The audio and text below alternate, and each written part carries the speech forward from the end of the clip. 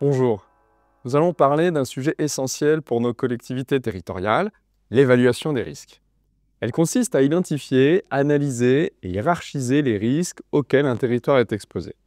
L'objectif est de prévoir et de minimiser les impacts de ces risques sur la population, les infrastructures, l'environnement, mais aussi les services territoriaux pour lesquels la collectivité territoriale est compétente. La finalité recherchée étant la résilience territoriale, il est aussi important que l'évaluation des risques y réponde.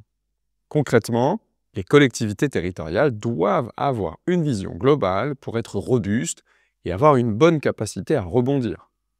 Nous avons vu ensemble que cela mettait en évidence, en plus des risques traditionnels naturels ou technologiques, les risques de déséquilibre sur le territoire matérialisés par la dégradation d'émissions intrinsèques. L'évaluation 360 degrés des risques doit donc se faire en associant les approches.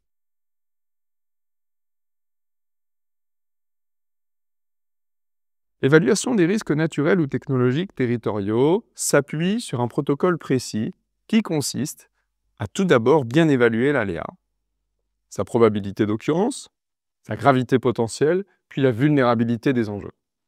L'analyse conjointe des deux permettra de donner une valeur pour chacun des risques. Commençons par l'aléa.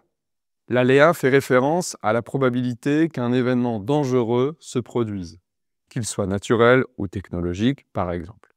Cela peut inclure des phénomènes tels que les inondations, les tempêtes, les tremblements de terre ou même des accidents industriels.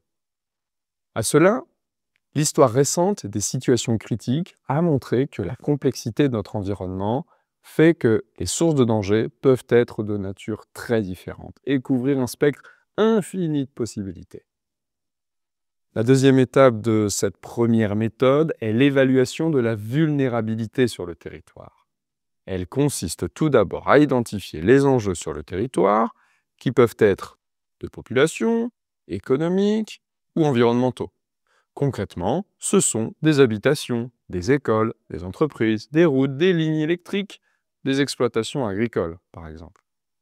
Une fois la liste la plus complète réalisée, une expertise pour évaluer la vulnérabilité de ces enjeux est à faire. Elle consiste globalement à évaluer les conséquences potentielles de l'impact de l'aléa sur chacun des enjeux. Prenons un exemple très simple. Combien coûte une maison qui a été détruite par un tremblement de terre? Une fois les deux résultats obtenus pour l'aléa et la vulnérabilité, ils sont associés et cela permet d'avoir une évaluation des risques pour les enjeux sur le territoire en fonction d'un type d'aléa. J'attire votre attention sur le fait que de nombreuses méthodes plus ou moins techniques et précises existent pour ces évaluations. Cette méthodologie est développée dans la vidéo suivante.